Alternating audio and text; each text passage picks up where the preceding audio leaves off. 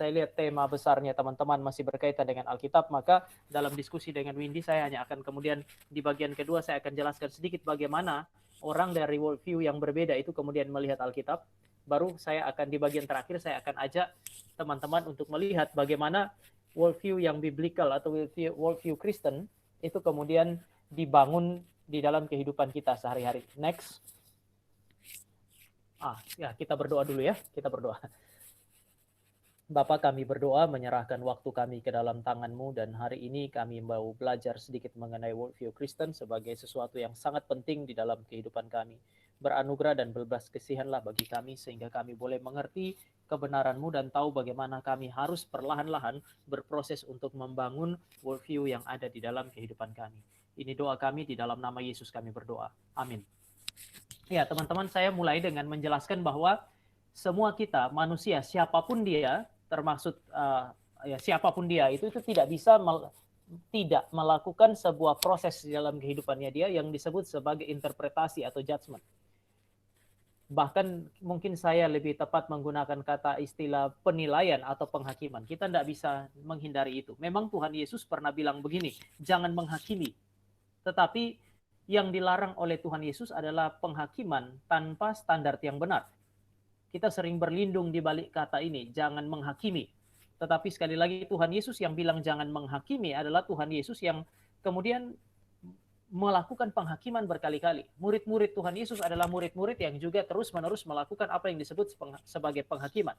Nah, istilah penghakiman, judgment, itu juga melibatkan apa yang disebut sebagai interpretasi. Yang saya mau katakan adalah interpretasi adalah sesuatu yang tak bisa dihindari. Semua kita melakukan interpretasi. Next. Saya kutip seorang filsuf, Hans-Georg Gadamer, dia bilang semua bidang hidup itu pasti melibatkan apa yang disebut sebagai interpretasi. Nah, teman-teman, ilmu sosial penuh dengan interpretasi. Ada yang bilang orang-orang yang hidup di dalam ilmu pasti, mendalami ilmu yang pasti seperti yang teman-teman dalami saat ini, adalah orang-orang yang tidak melibatkan interpretasi. Tetapi dari sudut pandang Kristen, sebenarnya itu sesuatu yang tidak mungkin. Teman-teman juga pasti melakukan interpretasi. Kalau saya datang ke seorang dokter atau 3 orang dokter dengan membawa data-data yang sama kepada dokter itu, meskipun hidup atau terbiasa dengan pendekatan yang sangat empirik sekalipun, mereka bisa mendapatkan menafsirkan data itu dengan cara yang berbeda sehingga mereka mencapai hasil yang berbeda pula. Nah, di dalam hidup saudara dan saya itu nggak ada bidang hidup, entah itu Kristen, entah itu bukan, yang tidak melewati sebuah proses yang disebut sebagai interpretasi. Dan ini adalah sebuah interpretasi, kebiasaan atau sebuah proses yang pasti ada di dalam kehidupan kita. Kenapa? Karena Tuhan mencipta kita sebagai interpretator. Next. Saya mau kasih satu contoh. Proses Adam memberi nama kepada binatang dan kepada Hawa. Tuhan hanya membuat semacam miniaturnya, lalu kemudian Tuhan letakkan di depannya Adam, dan Adam itu harus menafsir esensi daripada binatang itu, lalu memberi nama. Nah, zaman dulu orang memberi nama itu tidak suka-suka. Sekarang kan kita mau kasih nama orang itu suka-sukanya kita. Tetapi mereka zaman dulu kalau mau memberi nama binatang atau mau memberi nama kepada anak itu butuh pertimbangan yang matang. Sehingga misalnya waktu diberi nama Esau adalah berarti kemerahan dan berbulu. Betul-betul anak ini bertumbuh sebagai anak yang kemudian warnanya merah dan berbulu. Waktu Esau marah sama papanya, kemudian dia bilang, memang begitulah namanya Yakub. Dari kecil dia dinamakan Yakub karena dia memang seorang penipu. Yakub berarti penipu, dan waktu dia besar dia adalah seorang penipu. Artinya papanya waktu memberi nama harus menginterpretasi secara tepat. Nah, waktu Adam disuruh beri nama binatang, dia harus melihat binatang itu, menemukan esensi binatang itu, lalu kemudian dia beri nama kepada binatang itu. Nah, salah satu buktinya adalah pemberian nama kepada Hawa. Waktu Tuhan kasih nama kepada Hawa, teman-teman bisa lihat di situ. Tuhan kasih nama kepada Tuhan kasih Hawa kepada Adam, Adam kemudian harus memberi nama. Nah, waktu Adam memberi nama kepada Hawa, itu harus melewati proses interpretasi. Sehingga dia bilang begini, engkau adalah tulang dari tulangku, daging dari dagingku, engkau dinamai perempuan karena engkau diciptakan dari laki-laki. Waktu Allah menciptakan Hawa, Adam tertidur. Adam nggak tahu prosesnya. Tetapi begitu dia lihat Hawa, dia menginterpretasi. Dan dia menginterpretasi dengan benar. Nah, teman-teman, ini yang menarik gitu ya. Sekali lagi, ini adalah sebuah proses yang sangat menarik karena Tuhan ternyata menciptakan Adam sebagai seorang interpretator. Dia harus memberi nama. Nah, tetapi yang namanya interpretasi atau tafsiran itu bisa benar, bisa salah. Interpretasi yang benar adalah interpretasi yang merupakan sebuah reinterpretasi. Kita cuma menginterpretasi ulang. Hawa diciptakan dari tulang seorang laki-laki. Adam punya tafsiran benar karena cocok dengan apa yang Tuhan kerjakan. Waktu Tuhan bilang begini, buah pohon dalam taman ini boleh kamu makan, semua pohon boleh kamu makan, tetapi yang di tengah jangan kamu makan. Interpretasi Adam dan Hawa hanya bisa benar kalau mereka menginterpretasi pohon yang ada di tengah itu seperti yang Tuhan mau dan bukan seperti yang ular mau. Jadi interpretasi tidak bisa dihindari, itu hal pertama. Kedua, teman-teman dan saya harus melakukan interpretasi, tetapi rupanya yang Allah mau, kita bukan melakukan interpretasi suka-sukanya kita, tetapi interpretasi kita harus merupakan reinterpretasi. Penilaian kita, judgment yang teman-teman lakukan, itu harus sesuai dengan firman Tuhan. Itu kenapa Yesus bilang, jangan menghakimi. Jangan menghakimi bukan berarti kita bukan menyangkali natur kita sebagai ciptaan yang menghakimi atau memberi penilaian. Jangan menghakimi, itu berarti jangan menghakimi tanpa dasar yang benar, yaitu kebenaran firman Allah. Kenapa Yesus ngomong itu? Karena orang Yahudi menghakimi atau menilai berdasarkan apa yang disebut sebagai tradisi. Next. Nah, kalau begitu, kalau kita diciptakan sebagai makhluk yang pasti melakukan interpretasi atau penafsiran, lalu apa itu worldview? Worldview adalah, saya pakai istilah interpretative framework atau sudut pandang, atau mungkin kita bisa bilang itu sebagai kacamata yang dipakai untuk menafsir. Jadi satu peristiwa yang sama, itu saudara bisa tafsirkan dari sudut pandang berbeda atau konseptual framework yang berbeda. Saya suka pakai contoh ini. Waktu saya naik mobil dengan teman saya, katakanlah dari FIB, sama-sama studi di filsafat, saya seorang pendeta, dia seorang ateis. Kami naik mobil lalu kemudian nyebrang rel kereta, mobil kami ditabrak dengan oleh kereta, lalu semua orang datang, mereka pikir kami mati. Kami yang waktu proses ditabrak itu pun kami berpikir kami mati. Ternyata enggak. Dan kami dua keluar dari mobil, saya lihat mobil harusnya kami mati, dia juga sampai pada kesimpulan itu. Tapi kami baik-baik aja kok, cuman mobil yang hancur. Waktu saya keluar dan dalam kondisi baik-baik, saya akan bilang puji Tuhan. Tetapi temannya saya yang ateis itu, dia nggak akan bilang puji Tuhan. Kami berdua mengalami satu peristiwa yang sama, punya pengalaman yang sama, namun pengalaman yang sama ini harus diinterpretasi oleh dua orang yang berbeda, dan kami menggunakan interpretative framework, kacamata, bingkai penafsiran yang berbeda. Oleh karena saya pakai kacamata Kristen yang percaya ada Allah, maka saya akan bilang puji Tuhan. Tapi seorang ateis, waktu mengalami peristiwa yang sama dengan saya, lalu kemudian karena dia tidak percaya kepada Tuhan, maka dia nggak akan ngomong puji Tuhan. Waktu saya bilang ini mujizat, dia akan bilang enggak, ini kebetulan. Dia bisa bilang sama saya, Tam, kalau kamu nggak percaya, ayo pinjam mobil kedua, kita coba sekali lagi. Jadi saudara-saudara bisa lihat bahwa saudara dan saya pasti melakukan penafsiran. Itu kenapa kalau di dalam tradisi gerejanya kami, semua yang mau bersaksi biasanya tidak otomatis tinggal tulis kertas lalu bilang kepada pendeta atau liturgis kami mau bersaksi. Biasanya itu otomatis ditolak. Kami akan memanggil orang yang mau bersaksi, kami hamba Tuhan bercakap-cakap dengan dia untuk tanya, kamu mau kesaksian apa? Karena semua pengalaman yang dia ceritakan pasti melibatkan penafsiran. Pertanyaannya adalah tafsiran dia cocok dengan firman Tuhan atau tidak? Pengalaman yang dia alami itu. Dia mimpi, boleh. Tetapi mimpinya dia tafsirkan sesuai dengan firman Tuhan atau enggak. Saya bilang sesuai dengan firman Tuhan atau enggak, berarti kacamata saya adalah firman Tuhan. Nah, teman yang tadi ateis, dia punya kacamata bukan firman Tuhan. Next. Oke. Ya, ini. Kalau teman-teman dan saya punya worldview, itu pasti akan nampak di dalam tindakan-tindakan kita atau cara kita hidup. Jadi worldview adalah sesuatu yang sangat penting, pertama, karena dia menentukan hasil interpretasi. Waktu saudara menderita, saudara menderita, lalu saudara menafsir apakah Tuhan ada atau tidak, itu sangat bergantung kepada worldview. Worldview yang mana yang menguasai Anda? Nah, itu akan mempengaruhi tindakan. Kalau kita menderita karena COVID-19, bergumul karena COVID-19, lalu kita melihat dari kacamata seorang Kristen, dari worldview seorang Kristen, ini akan mempengaruhi tindakan kita sebagai orang Kristen. kita akan makin dekat dengan Tuhan, mencari pertolongan Tuhan karena kita sadar kita rapuh. Tetapi kalau saudara ateis, saudara nggak akan cari Tuhan, karena worldview yang saudara pakai untuk melihat COVID-19 adalah worldview seorang ateis, dan dengan demikian saudara akan punya tindakan, itu akan nampak. Saudara malah bisa maki-maki yang kalau ada Tuhan ada, masa ada penderitaan dan seterusnya. Tetapi worldview menentukan hasil interpretasi, dan yang kedua worldview menentukan tindakan teman-teman. Jadi sebenarnya cara hidup kita sehari-hari menentukan worldview. Kenapa? Karena tidak ada orang yang nggak punya worldview. Nah, cilakanya kalau saudara menyebut diri Kristen, mahasiswa Kristen, tiap hari ikut PO, tapi kemudian teman-teman menghidupi satu worldview yang sebenarnya bukan Kristen. Nah, mari kita lihat next. Ada sebuah gambaran yang saya mau ajak teman-teman untuk lihat. Ada gambaran manusia yang sementara melihat sebuah, katakanlah sebuah objek yang dilihat. Seringkali teman-teman dan saya membayangkan bahwa kita melihat objek itu dengan mata telanjang dan tidak dipengaruhi oleh apa-apa. Next.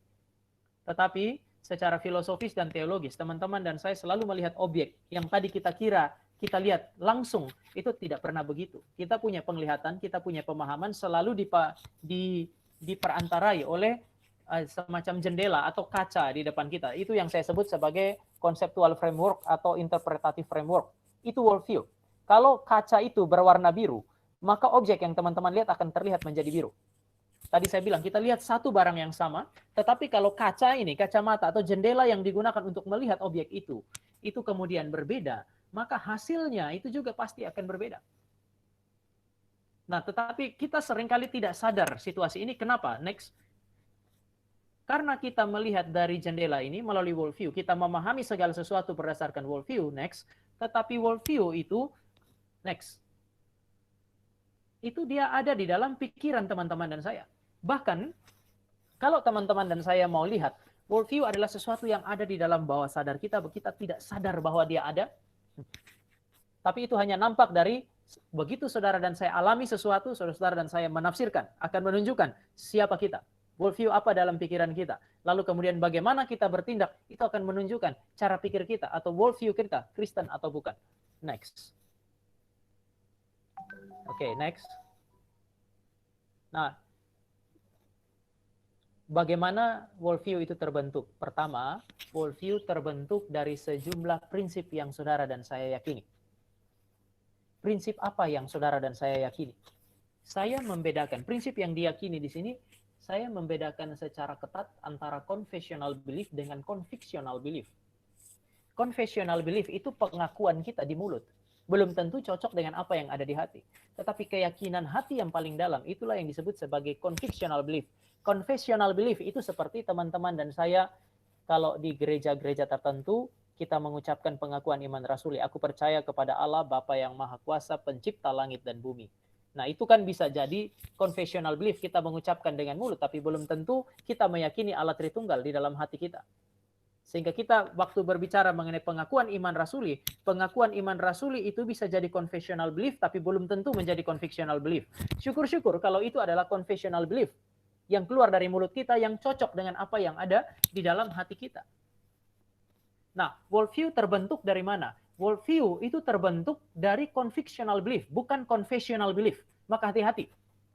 Kita menjadi Kristen dengan worldview Kristen bukan karena kita mengaku orang Kristen atau punya KTP Kristen. Ini kita sering pakai istilah itu. Tetapi kita adalah orang Kristen kalau cara pikir kita adalah cara pikir Kristen yang cocok dengan isi kitab suci. Maka banyak orang itu Kristen, tetapi waktu dia berpikir, teman-teman akan lihat bahwa itu bukan Kristen.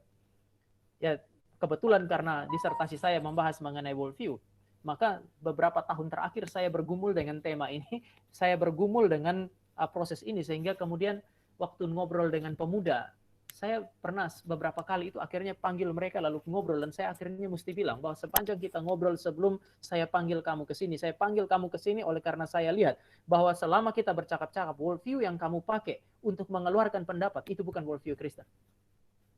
Teman-teman bisa Kristen, tapi saya mau tanya, waktu berbicara mengenai manusia, saudara-saudara pakai sudut pandang apa? Alkitab sebagai manusia adalah ciptaan Allah sebagai gambar Allah, atau saudara dan saya sementara memakai worldview Darwinisme misalnya?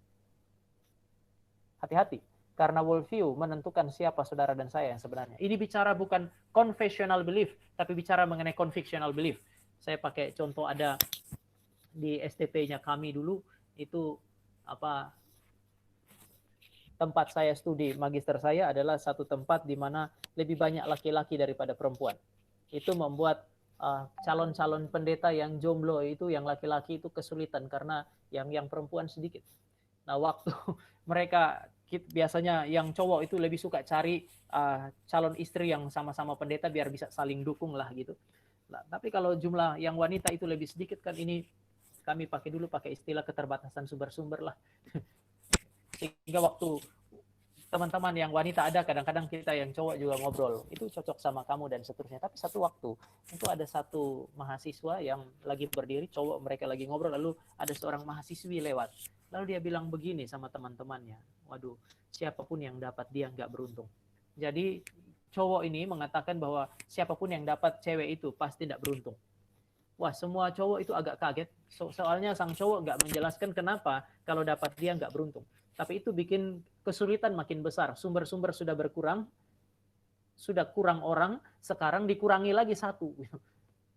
Semua orang tidak tahu alasannya, tetapi seorang juga mulai segan mendekati sang wanita.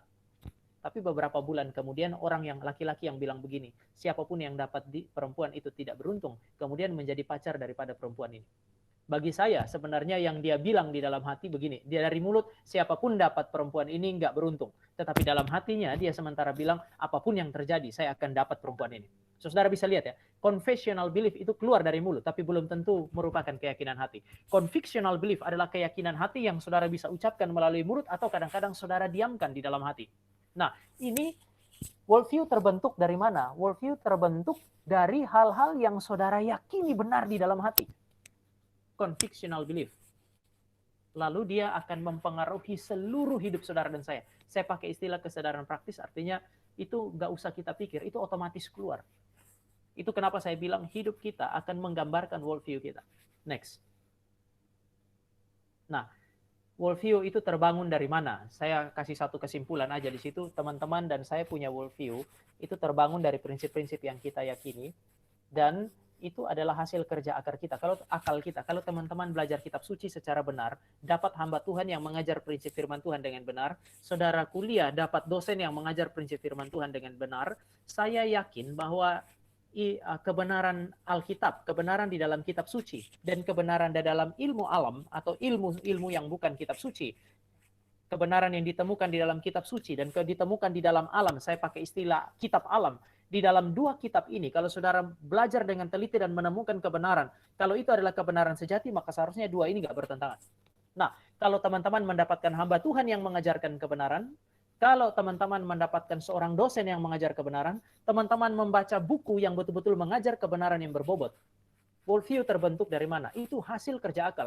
Bahkan ketika saudara-saudara tertidur, prinsip-prinsip itu seolah-olah diinternalisasi, dimasukkan ke dalam hati kita, dipatri di dalam hati kita, sehingga lama-kelamaan prinsip itu mengubah hidup kita. Nah, Tuhan Yesus bilang begini, Paulus bilang begini, kamu yang sudah mengalami karya keselamatan Kristus harus mengalami pembaharuan akal budi. Roma pasal yang ke-12 ayat 1 dan ayat 2. Artinya selamat itu satu hal. Namun kalau kamu selamat lalu kamu tidak mengalami pembaharuan akal budi, cara pikirmu tidak berubah, maka kamu tidak bisa menjadi saksi. Artinya apa? Setelah kamu selamat, entah kamu orang Yahudi, entah kamu orang Yunani, kata Paulus berdasarkan Roma pasal 12, kamu punya cara pikir harus berubah. Bukan berdasarkan prinsip-prinsip agama Yahudi, bukan berdasarkan prinsip-prinsip filsafat Yunani, tetapi berdasarkan prinsip-prinsip kitab suci. Nah, akal kita itu setelah kita belajar kebenaran, dia simpan itu, lalu kemudian perlahan-lahan dia akan taruh di dalam hati kita. Oleh karena itu, maka nanti di bagian terakhir saya akan ajak saudara untuk lihat bahwa tugas saudara dan saya adalah mencari kebenaran. Sekali lagi, tugas saudara dan saya adalah mencari kebenaran. Tidak peduli itu kebenaran kitab suci atau kebenaran di dalam alam. Teman-teman yang MIPA, teman-teman berhubungan dengan alam, carilah kebenaran yang sungguh-sungguh merupakan kebenaran di dalam alam. Dan itu akan Tuhan masukkan ke dalam hati. Tuhan akan pakai untuk mempengaruhi cara pikir. Tapi jangan berhenti hanya dengan mencari kitab alam. Saudara harus mencari kitab suci. Supaya wahyu khusus dalam kitab suci mengarahkan pikiran kita, mengarahkan kerja akal kita. Dan kemudian ini yang kemudian membentuk cara pikir atau worldview-nya kita. Kami yang belajar teologi selalu dituntut untuk kemudian belajar yang lain. Saya misalnya jadi pendeta dan kemudian karena minat saya di filsafat, saya kemudian melakukan studi filsafat. Teman-teman saya ada yang dari teologi, kemudian mereka studi matematika, ada yang fisika dan seterusnya. Artinya kami mencoba untuk bukan hanya belajar teologi, tapi juga kami belajar yang lain. Saya usulkan juga kepada teman-teman, teman-teman tidak hanya belajar ilmu yang saudara miliki, tapi saudara harus mencari kebenaran kitab suci, kebenaran teologi yang benar untuk membangun apa yang disebut sebagai worldview. Worldview itu berarti sudut pandang atau cara pandang. Cara pandang ini ditentukan oleh sejumlah prinsip. Kalau prinsip yang kita pegang salah, prinsip yang kita pegang tidak benar, maka cara pandang kita pasti nggak benar. Next. Nah, bagaimana teman-teman dan saya menemukan prinsip itu? Saya mau ajak teman-teman untuk melihat bahwa karena perbedaan worldview itu akan menentukan perbedaan orang waktu baca Alkitab. Saya kasih, di dalam sejarah ada beberapa banyak. Yang pertama, ada worldview atau cara pikir yang mengatakan bahwa Alkitab itu mitos. Artinya tidak historis. Kalau Alkitab itu mitos, untuk apa belajar Alkitab? Dia bilang, ini orang Kristen ya, dia bilang ya karena Alkitab itu mitos isinya, terutama misalnya kitab Kejadian dan kitab Keluaran, maka yang paling penting di situ bukan percaya bahwa Alkitab itu sesuatu yang historis atau sesuatu yang benar-benar bersifat sejarah. Kita belajar Alkitab untuk menemukan pesan-pesan moral di sana. Jadi orang ini nggak peduli, gini, apakah ular bicara atau enggak, dia nggak peduli. Dia cuma mau belajar satu hal, bahwa dia belajar untuk kemudian menerima dan belajar untuk menerima bahwa Tuhan ada misalnya, lalu Tuhan mau dia taat kepada Tuhan. Jadi dari kitab suci yang dia tidak percaya sebagai kitab yang historis, peristiwa Taman Eden, orang-orang ini bilang tidak pernah terjadi. Mana ada ular bicara dan seterusnya. Jadi mereka menolak itu. Bahkan mereka bilang Adam itu bukan tokoh historis. Tetapi cerita mengenai Adam hanya sebuah mitos, sama seperti mitos di daerah kita masing-masing, sama seperti dongeng-dongeng, itu punya pesan-pesan moral. Nah, waktu kita baca Alkitab, kita mau cari pesan moral aja di situ. Nah, ini adalah cara pandang yang pertama.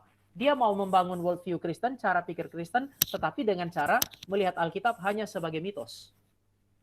Tapi ada cara pikir yang lain. Nah, akhir-akhir ini cara pikir ini jauh lebih sering muncul. Yang pertama, yang saya sebut sebagai yang kedua itu, cara pikir atau worldview yang melihat Alkitab sebagai sesuatu yang sifatnya semata-mata spiritual, bahkan mistis. Maksudnya apa? Orang-orang ini waktu baca Alkitab, mereka nggak peduli Alkitab mau ngomong apa. Sekali lagi, nggak peduli Alkitab ngomong apa. Karena begini, saudara, waktu saudara baca Alkitab, Alkitab itu datang dari Tuhan, supranatural, tetapi diberikan kepada manusia dalam bahasa manusia, dan di dalam konteks pergumulan-pergumulan manusia. Ditulis dengan genre yang beda-beda. Ada yang puisi, ada yang narasi gitu. Nah, waktu kita mau baca Alkitab, kita harus memperhatikan dia pakai kata apa. Ditulis dalam konteks seperti apa. Atau kita juga mesti memperhatikan genrenya apa. Saudara nggak boleh baca kitab yang isinya puisi seperti saudara baca kitab sejarah. Nah, orang-orang yang punya pandangan bahwa Alkitab itu harus dibaca secara spiritual dan mistis, itu biasanya melakukan spiritualisasi terhadap segala sesuatu. Contoh, saya pernah satu kali dengar sebuah khotbah tentang Sakeus naik di atas, Sakeus naik ke atas pohon. Waktu dia khotbah mengenai hal itu, lalu dia bilang begini, pohon itu adalah pohon kesombongan. Saudara, saya langsung buka Alkitab saya cari, ini pohon kesombongan dia dapat dari mana? Setahu saya pohon ara itu. Tetapi dia menerjemahkan pohon ara sebagai pohon kesombongan. Jadi waktu Yesus memerintahkan Sakeus turun, berarti Sakeus harus turun dari pohon kesombongan. Saudara, ini makna yang kelihatan spiritual. Kalau kita dengar kok enak gitu ya, itu begitu menyentuh hati kita. Tetapi bukan itu yang dimaksud penulis ketika dia menceritakan mengenai Sakeus, saudara. Kalau kita baca tidak membaca dari sudut pandang sejarahnya, makna yang dimaksud oleh penulis ketika menulis kitab suci, maka cilaka ini dia. Saudara, hari ini saudara akan menemukan misalnya chip. Orang bikin chip, lalu ada yang bilang chip itu adalah 666. Sehingga kemudian saudara dan saya menjadi gelisah dengan orang menemukan chip, orang menemukan barcode, ketika itu pertama kali muncul dulu, itu menjadi persoalan. Saya dengar akhir-akhir ini menjadi persoalan. Nah, itu menggelisahkan. Mengapa? Karena orang-orang membaca Alkitab pakai ini. pakai pendekatan yang spiritual dan mistik. Padahal Alkitab yang spiritual itu diberikan di dalam kehidupan saudara dan saya yang sangat natural. Sama seperti saudara baca koran, waktu koran itu tulisnya narasi, saudara mesti mengerti sebagai narasi, nggak bisa baca itu sebagai puisi. Atau kemudian kita menspiritualkannya. Saya tidak tahu apakah saudara baca koran Kompas atau enggak.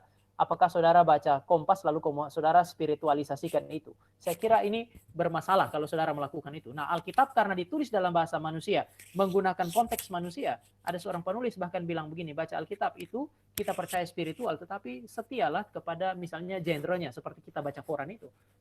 Nah, tapi di dalam sejarah ada worldview yang atau cara pandang waktu lihat Alkitab. Ini belum ngomong mengenai lihat segala sesuatu. Bahkan waktu lihat Alkitab saja, saudara sudah ketemu. Ada orang yang lihat Alkitab mitos. Itu menentukan bagaimana dia menafsir Alkitab. Ada orang yang melihat Alkitab itu sebagai sesuatu yang sifatnya mistik. Nah, ini akhir-akhir ini yang paling sering muncul sekarang di dalam gereja. Dulu, kalau zaman modern, itu yang ketiga. Naturalisasi dan rasionalisasi.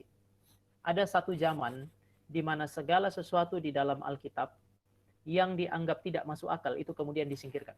Sekali lagi, ada satu zaman di mana segala sesuatu yang tidak cocok dengan pikiran manusia, pengalaman manusia itu disingkirkan. Misalnya mujizat. Mujizat itu pernah disingkirkan. Saudara kalau baca satu tulisan dari satu orang penulis, William Barclay. William Barclay pernah bilang bahwa sebenarnya 5 roti dan 2 ikan itu menjadi makanan untuk 5.000 orang. Itu tidak pernah terjadi 5 roti menjadi makanan untuk 5.000 orang. Bukan itu. Mujizatnya bukan roti bertambah banyak, ikan bertambah banyak. Mujizatnya adalah waktu anak itu keluarkan 5 roti dan 2 ikan. Orang-orang itu kemudian seperti apa? Orang-orang itu seperti hati mereka itu digerakkan oleh Tuhan. Mereka diberkati oleh tindakan anak itu sehingga semua orang yang datang mengeluarkan roti itu, roti yang mereka bawa, lalu mereka bagi-bagikan. Maka dia bilang, mujizatnya adalah perubahan hati. Yang tadi nggak mau bagi-bagi, sekarang semua keluarkan dan bagi-bagi, sehingga bahkan kemudian menjadi berkelebihan. Jadi saudara lihat, saya pakai satu istilah yang dipakai oleh Rudolf Bultmann. Itu adalah demitologisasi. Hal-hal yang supranatural, hal-hal yang dianggap sebagai mitos, kemudian disingkirkan dari Alkitab. Alkitab itu harus dibaca sesuai dengan akal kita. Kalau dia tidak cocok dengan akal kita, itu disingkirkan. Ini di zaman modern. Jadi Alkitab betul-betul diukur secara saintifik. Itu kenapa banyak orang kita pernah ada di dalam satu zaman di mana banyak orang yang belajar ilmu pasti, itu merasa bahwa dia tidak perlu lagi menjadi Kristen. Ini adalah satu cara pikir yang menjebak seolah-olah ilmu alam atau ilmu pasti yang saudara-saudara hidupi. Kebetulan teman-teman dari MIPA itu menjelaskan segala sesuatu. Padahal itu sesuatu yang juga bagi saya pemikiran yang naif. Tetapi pernah ada orang melihat Alkitab sedemikian. Maka dia menafsir Alkitab. Waktu dia menemukan mujizat, dia singkirkan. Waktu dia membaca Alkitab dan tidak cocok dengan apa yang ada di dalam pikirannya dia singkirkan itu. Itu mempengaruhi cara pikir selanjutnya yang disebut, saya tulis di situ, Alkitab berisi firman Tuhan. Saudara-saudara dan saya percaya Alkitab adalah firman Allah. Orang-orang ini, waktu mereka lihat Alkitab, worldview kita bilang seluruh Alkitab firman Allah. Kalau mereka bilang Alkitab berisi firman Allah. Artinya ada bagian-bagian yang bukan firman Allah.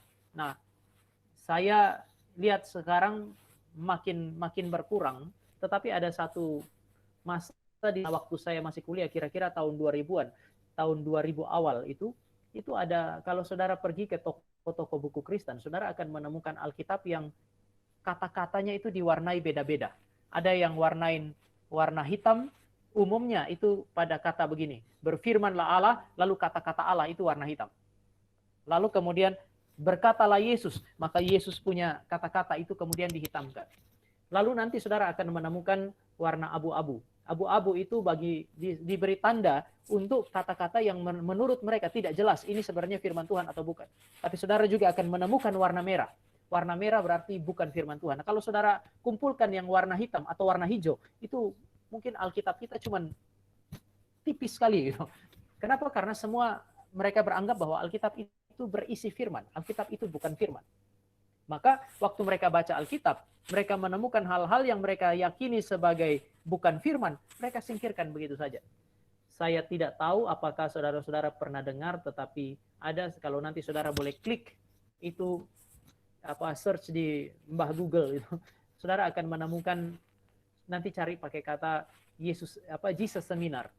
Jadi itu ada sejumlah pertemuan-pertemuan yang dikerjakan untuk kemudian menentukan mana firman, mana bukan di dalam kitab suci. Dan yang paling mengerikan adalah Jesus Seminar adalah satu kelompok, berisi kelompok orang yang bukan profesional di dalam usaha untuk mendalami kitab suci. Ada beberapa profesional, sisanya misalnya artis dan seterusnya, yang tidak berkaitan langsung, tapi mereka ikut terlibat di sana, bahkan di beberapa titik, waktu mereka menentukan firman atau bukan, mereka pakai voting misalnya. Nah, saudara bisa lihat bahwa worldview mereka sangat mempengaruhi mereka di dalam mendekati apa yang disebut sebagai Alkitab. Nah, worldview terakhir yang saya mau ajak saudara untuk lihat adalah neo-ortodoks. Hari ini banyak orang Kristen termasuk di Indonesia berhutang kepada neo-ortodoks. Saya mau tanya sebelum saya menjelaskan. Waktu saudara baca Alkitab, yang paling saudara inginkan adalah membaca kata-kata Tuhan di dalam Alkitab, atau yang saudara paling harapkan dan saudara bersuka cita jika saudara mendapatkan semacam kesan sesuatu di dalam pikiran. Sekali lagi, waktu sukacita terbesar yang mana? Membaca kitab suci dan mendapatkan pengertian, atau perasaan kita merasakan sesuatu di dalam hati dan mendapatkan sesuatu di dalam pikiran yang kira-kira membuat kita tuh rasanya luar biasa. Saudara dapatkan yang mana yang membuat saudara punya sukacita lebih besar? Kalau saudara adalah orang yang pertama baca kitab suci secara teliti, mengerti kitab suci, lalu saudara bersuka cita karena itu, maka saudara bukan kelompok yang kedua. Bukan kelompok neo-ortodoks. Tapi kalau saudara adalah orang yang kelompok yang kedua, yang membaca Alkitab untuk mencari perasaan tertentu. Kita sering pakai istilah, saya kok kering ya, nggak dapat apa-apa, hanya sekedar dapat pengertian. Saudara, spiritualitas kita tidak bergantung kepada perasaan. Sekali lagi, spiritualitas Kristen tidak bergantung kepada perasaan. Tapi orang-orang ini tanpa sadar berhutang kepada yang namanya neo-ortodoks. Neo-ortodoks, kalau saudara saya ini misalnya ini buku, kalau ini Alkitab, neo-ortodoks bilang, firman Tuhan itu bukan yang ini. Bukan Alkitab. Firman Tuhan itu yang mana? Waktu saya baca, lalu saya dapat sesuatu di dalam pikiran saya. Firman Tuhan ini bukan yang tertulis, tetapi apa yang saya dapatkan. Di dalam konteks tertentu, kadang-kadang orang sebut ini sebagai rema misalnya. Jadi bukan logos yang diinginkan, tetapi rema yang dia inginkan. Dan ini mengerikan, karena kalau saudara bicara mengenai misalnya neo-ortodoks, itu berarti 10 pendeta itu bisa mendapatkan 10 pemahaman berbeda tentang satu teks, dan semuanya benar. Itu mau bertentangan atau mau saling berkorespondensi satu sama lain, menurut mereka itu nggak masalah. Karena Alkitab bukan intinya, bukan Alkitab yang firman Tuhannya, tetapi apa yang kita dapatkan setelah kita baca Alkitab, apa yang ada di dalam hati yang kita dapatkan, itulah suara Tuhan. Padahal Alkitab tidak pernah mengajar kepada saudara dan saya bahwa Tuhan berbicara dari hati kita, tapi Tuhan berbicara dari Alkitab untuk membentuk hati kita. Nah, tetapi waktu saya tulis di sini, menemukan prinsip Alkitab, bagaimana caranya? Orang akan bilang, kalau kamu mau bangun worldview Kristen, ya singkirkan mitos. Cari aja hal-hal yang sifatnya moral. Ini membuat banyak orang Kristen jadi orang baik, tapi bukan orang Kristen yang sejati. Worldview yang kedua, kamu mau bangun worldview Kristen, mau menemukan prinsip Alkitab, ya cari hal-hal yang sifatnya spiritual di sana. Ini membuat orang-orang ini membangun spiritualitas tanpa meneliti kitab suci. Pokoknya suka-sukanya dia. Membaca apa di dalam Alkitab, dia menafsir apa. Ini membuat orang membangun kehidupan Kristen, spiritualitas yang sifatnya mistik. Nah, karena saudara dan saya ada di dalam era postmodern, maka yang kedua, yang spiritual dan mistis, dan yang terakhir, neo-ortodoks, itu memiliki pengaruh sangat besar di zaman kita hari ini. Itu kenapa saudara akan sering dengar belajar teologi itu tidak penting. Saudara, saya kasih tahu satu hal. Kami studi teologi itu melewati banyak hal. Mulai dari studi bahasa asli, studi kerangka pikir, ilmu hermeneutika, semua untuk apa? Untuk memahami kitab suci. Lalu ada orang bilang studi teologi itu tidak penting, yang paling penting itu baca Alkitab saja. Saya kira ini sebuah kebohongan yang sangat besar. Kenapa? Karena saudara dan saya memang ada di dalam satu zaman yang sangat menekankan hal-hal yang sifatnya spiritual dan mistis.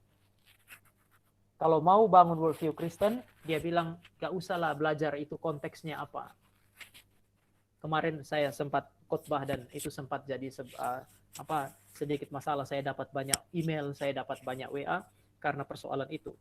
Waktu terjadi saling kritik di dalam gereja, lalu orang bilang jangan mengkritisi. Lalu saya berkhotbah dan saya bilang kritik itu wajar dalam gereja. Saudara tahu bahwa wajar itu dalam gereja. Saudara bisa baca kisah para rasul dan seterusnya, itu saling kritik. Saudara lihat ada beda worldview di situ. Worldview saya, kalau saya lihat kepada prinsip kitab suci ya, itu sesuatu yang wajar perdebatan terjadi. Lalu saya bilang bahkan kitab Yudas itu mengajak jemaat untuk ikut terlibat di dalam perdebatan. Dan Yudas pasal 1 ayat yang ketiga, itu dia bilang kamu harus mempertahankan iman. Istilah mempertahankan iman dari bahasa Yunani yang berarti bertarung melawan. Maka ada ajakan dari seorang hamba Tuhan supaya semua orang Kristen itu menguji roh dan bertarung melawan pengajaran-pengajaran yang salah. Waktu saya sampaikan itu ada banyak sekali orang yang marah karena mereka bilang gak ada gunanya studi seperti itu. Saya bilang begini, ada satu yang WA ke saya dan dia bilang begini sama saya, Tama, coba kamu perhatikan ya Tam, di dalam konteks COVID-19 waktu kita lagi bergumul seperti ini, untuk apa kamu mengerjakan kritik yang terlalu keras? Lalu saya bilang, ingat kitab Yudas ditulis tahun 70-an. Jadi kalau tahun 70-an menuju tahun 80-an, saudara, itu adalah masa penderitaan gereja. Gereja sedang menderita. Tapi Yudas bilang, apapun yang terjadi, meskipun kamu menderita, kalau urusan kebenaran, kamu harus bertahan dengan kebenaran. Jadi saudara bisa lihat bahwa saya mendapatkan pandangan itu setelah saya melakukan studi terhadap apa? Terhadap konteks. Kapan Yudas ditulis? Kitab Yudas ditulis. Di dalam situasi seperti apa Yudas ditulis? Penyesatan. Kenapa kalimat-kalimat ini muncul? Lalu saya studi kata aslinya di dalam bahasa Yunani bilang apa. Baru kemudian saya mengeluarkan pendapat. Nah, orang-orang yang menafsir dengan spiritual dan mistis atau pendekatan yang neo-ortodoks biasanya menyingkirkan studi yang ketat seperti ini. Nah, teman-teman, saya mau ajak saudara untuk mengingat bahwa menemukan prinsip di dalam Alkitab tidak semudah yang dikira banyak orang. Kalau saudara mau bangun prinsip di dalam membangun worldview Kristen, saudara harus membangun dengan menemukan prinsip di dalam kitab suci, dan prinsip itu seharusnya sebuah prinsip yang ditemukan melalui sebuah studi yang ketat. Next. Membentuk worldview biblical atau worldview Kristen. Kalau kita mau membentuk worldview Kristen, apa yang kita butuhkan? Secara garis besar ada dua yang saudara butuhkan. Yang pertama yang saudara butuhkan adalah kebenaran. Kebenaran khusus di dalam kitab suci. Tadi saya singgung juga kebenaran alam atau kebenaran umum di dalam kitab alam. Jadi saudara-saudara punya studi saat ini adalah studi terhadap kitab alam. Itu yang disebut sebagai menemukan kebenaran-kebenaran umum. Segala kebenaran adalah kebenaran Allah. Apapun kebenaran yang saudara jumpai termasuk di dalam ilmu matematika, ilmu fisika, biologi, kalau saudara menemukan kebenaran itu dan benar-benar sesuai, maka saudara sementara menemukan kebenaran Allah. Ya, jangan juga terlalu cepat mau jadi pendeta misalnya, lalu banyak orang keluar dari studinya dia. Enggak, Tuhan tempatkan saudara untuk studi saat ini. Bersyukurlah karena Tuhan mau saudara belajar kebenaran umum di sana. Kebenaran umum dapat digunakan oleh Tuhan untuk membangun apa yang kita sebut sebagai worldview Kristen. Tetapi karena ini bicara mengenai worldview Kristen, saudara juga butuh yang namanya kebenaran khusus. Saudara harus cari hamba Tuhan, cari orang-orang yang studi kitab suci secara serius dan mengajar kebenaran firman Tuhan dengan serius. Ada orang yang bilang kami sudah kuliah dari hari Senin sampai hari Jumat, bahkan kadang-kadang hari Sabtu masih kerja keras lagi, sudah cukup capek, jadi kami ingin dapat hamba Tuhan tuh yang lucu misalnya. Kalau saudara pengen dapat hamba Tuhan lucu, nonton stand up komedi aja. Hamba Tuhan bolehlah santai, tetapi kalau isinya itu hanya mengajak saudara untuk tertawa dan dia tidak menegaskan kebenaran sama sekali, tidak mengajarkan prinsip-prinsip kebenaran, maka dia sementara menyalahi kitab Efesus yang menuntut seorang hamba Tuhan untuk mengajar dengan ketat. Nah, apa yang saudara butuhkan? Saudara butuh kebenaran umum, kebenaran khusus. Dapat dari mana? Saya pakai istilah pertama di situ, kita dapat dari significant others. Orang yang mengajar, hamba Tuhan yang mengajar. Atau katakanlah di dalam bidang saudara-saudara itu dosen yang mengajar. Kita butuh orang yang dewasa secara spiritual di dalam kehidupan kita. Saya singkat saja. Tetapi begini, kalau saudara perhatikan kitab Hakim-Hakim, ada masalah Israel. Israel dapat bikin dosa, lalu setelah mereka berdosa, Tuhan hukum mereka. Waktu mereka sudah dihukum, mereka berseru kepada Tuhan, Tuhan datang dan menyelesaikan persoalan mereka. Setiap kali Tuhan mau membebaskan mereka, Tuhan mau selesaikan persoalan mereka, Tuhan selesaikan dengan satu cara, mengirim seorang hakim. Hakim itu adalah pemimpin secara politik sekaligus secara spiritual. Selama hakim itu hidup, orang Israel hidup takut Tuhan. Setelah hakim itu mati, mereka kembali melakukan dosa lagi. Lalu Tuhan hukum, mereka berseru kepada Tuhan, Tuhan kirim hakim. Saudara bisa lihat bahwa solusi dari persoalan Israel selalu adalah seorang pemimpin yang memimpin bukan hanya secara politik tetapi secara spiritual. Siapapun saudara-saudara butuh satu orang tua secara spiritual. Bersyukur kalau itu adalah orang tua kandung Anda. Tapi kalau tidak, Anda perlu ada di gereja di mana ada seorang hamba Tuhan yang membimbing saudara-saudara, orang yang lebih dewasa secara spiritual untuk membimbing saudara-saudara. Ini adalah persiapan kelompok kecil. Seorang pemimpin kelompok kecil harusnya orang yang cukup dewasa, sekali lagi, orang yang cukup dewasa untuk mengajarkan prinsip-prinsip kitab suci.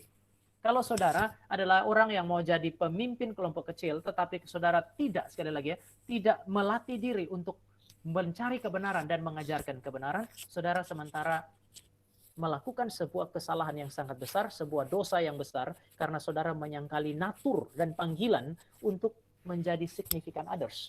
Orang yang menjadi pemimpin secara spiritual. Kita butuh kebenaran. Kebenaran umum dan kebenaran khusus, dan itu didapatkan dari siapa? Dari significant others. Pemimpin-pemimpin spiritual kita. Tapi yang kedua, saudara, kebenaran umum dan kebenaran khusus itu juga diberikan Allah melalui penyelidikan kita. Tuhan Yesus, saya kutip di situ Lukas pasal 2 ayat 41 dan 52. Waktu Tuhan Yesus datang ke dunia, teman-teman dan saya akan mendapati bahwa Yesus pernah duduk di kaki imam-imam. Jangan salah, karena kata duduk dan bertanya di situ, itu bukan mengajukan pertanyaan-pertanyaan yang membuat pemimpin agama Yahudi nggak bisa jawab. Seringkali saking bencinya kita sama imam-imam, kita menafsirkan sedemikian. Tetapi kata duduk yang dipakai oleh Lukas untuk menjelaskan mengenai apa yang dilakukan Tuhan Yesus, itu adalah kata duduk yang biasa dipakai untuk seorang murid. Dia duduk dan kemudian dia belajar. Artinya Yesus ketika dia datang di dalam dunia pun dia melewati proses belajar, mencari dan menyelidiki yang namanya kebenaran. Kenapa ya hari ini di gereja ada orang yang sudah kelakuannya bisa lebih parah daripada yang lebih seolah-olah dia lebih daripada Tuhan Yesus. Kita tidak mau belajar firman Tuhan. Seorang pemimpin kelompok kecil adalah seorang pemimpin yang seharusnya juga mencari dan menyelidiki kebenaran. Bukan untuk diberi makan kepada domba-domba yang dia pimpin, tetapi untuk dirinya sendiri. Kita semua butuh significant others, orang yang lebih dewasa untuk mengajar kita. Tetapi kita juga harus punya kemauan untuk kemudian belajar dari kitab suci. Mencari kebenaran itu. Maka seharusnya tempat-tempat di mana kita belajar kitab suci, PA, dan seterusnya itu menjadi tempat yang saudara ingini sebagai seorang pemimpin secara spiritual. Ada saya ketemu banyak alumni UI yang bukan pendeta, tetapi waktu mereka jadi pegawai negeri ditempatkan di kampung-kampung, waktu saya pergi melayani, mereka itu disuruh khotbah juga, saudara. Jadi jangan anggap enteng persiapan hari ini waktu menjadi calon pemimpin kelompok kecil. Waktu saudara jadi misalnya kelompok pengurus atau pemimpin kelompok kecil yang harus bagi firman, seriuslah cari firman.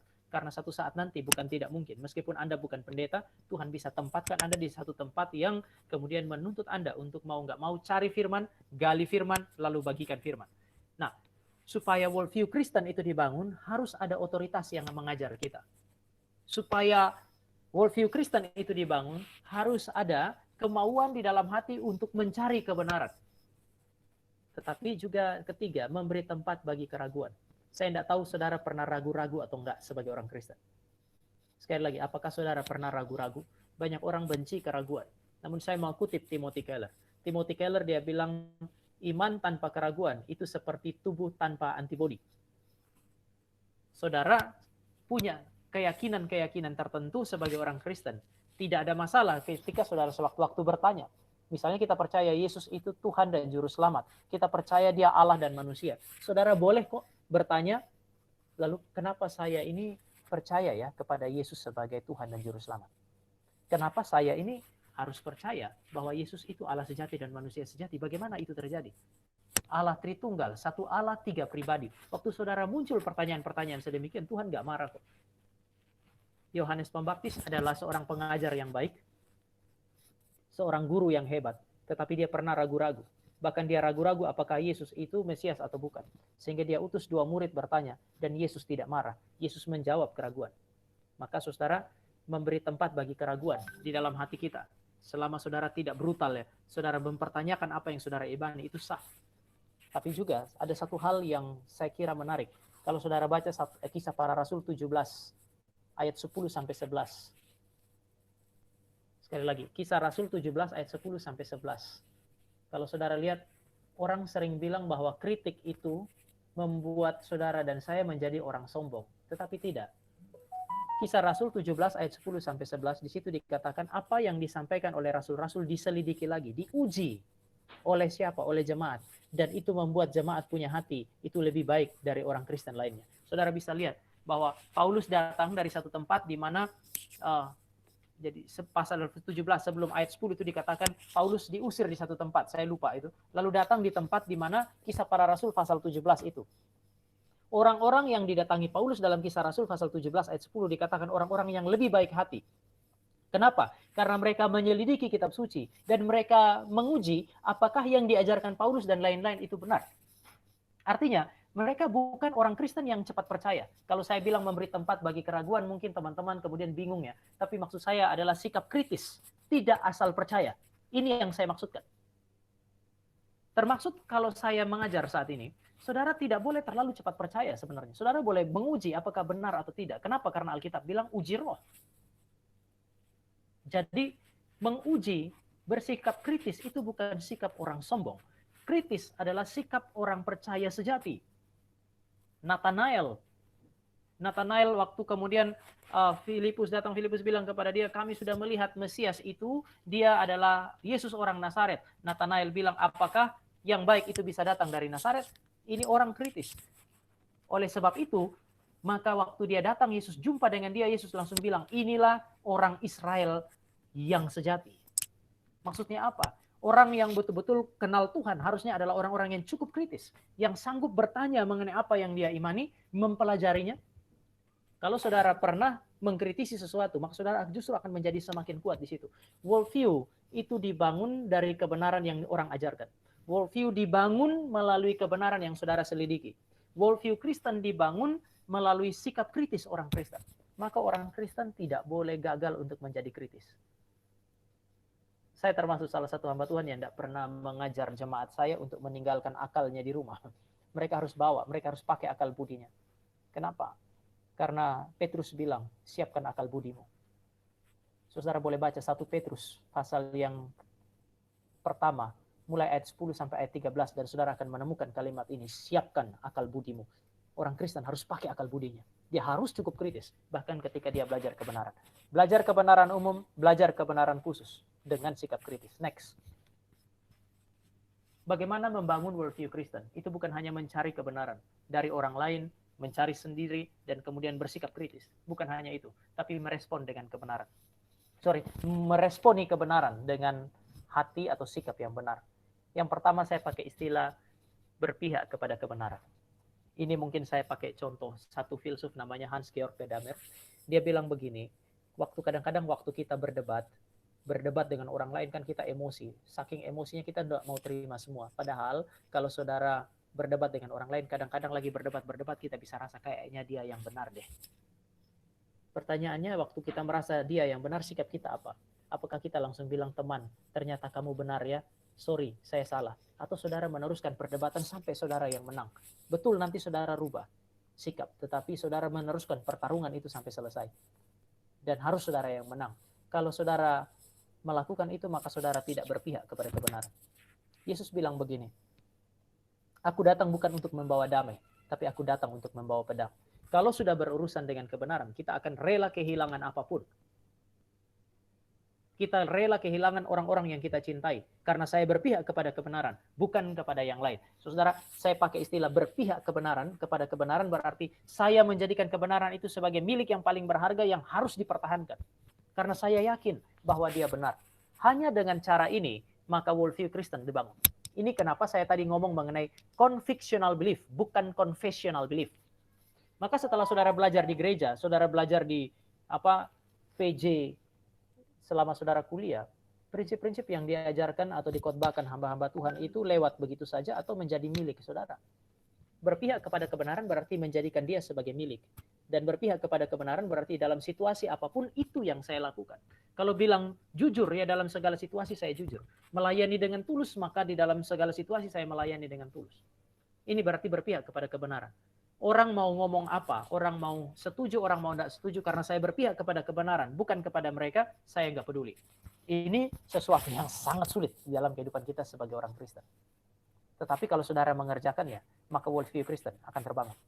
Yang kedua, memberi ruang di dalam hati untuk kemudian menerima kebenaran itu. Kadang-kadang ada masa di mana kita mengakui bahwa satu firman Tuhan itu benar, tapi nggak cocok dengan hati kita. Sekali lagi, memberi ruang di dalam hati supaya kebenaran itu mendapatkan tempat. Kadang-kadang saudara sudah dari pikiran kita tahu firman Tuhan benar, tapi nggak cocok sama hati kita. Itu membuat saudara dan saya kemudian karena nggak cocok dengan hati itu kemudian sulit sekali untuk menerima. Worldview Kristen hanya bisa terbentuk kalau saudara tahu itu benar, lalu saudara berpihak kepada kebenaran dan memberi ruang kepada kebenaran, meskipun itu melukai hati kita. Mungkin itu tidak cocok dengan maunya kita. Kita mesti kasih ruang bagi kebenaran dalam hati kita. Bukan kepada ambisi-ambisi kita, bukan kepada ketidaksukaan kita. Sekali lagi, ketika firman melukai hati Anda, dan itu adalah firman yang benar, beri tempat. Beri tempat bagi firman itu, meskipun dia melukai kita. Yang ketiga, komitmen. Meresponi kebenaran bukan hanya dengan berpihak, tetapi memberi ruang, menerima dia di dalam hati kita meskipun nggak cocok. Tapi yang terakhir adalah komitmen. Saya pakai istilah persistensi, persisten di dalam melakukan firman Tuhan. Apapun situasinya, kesulitannya, saudara dan saya akan berjuang untuk melakukan. Saya mau tutup dengan contoh ini. Mengapa ini berkaitan dengan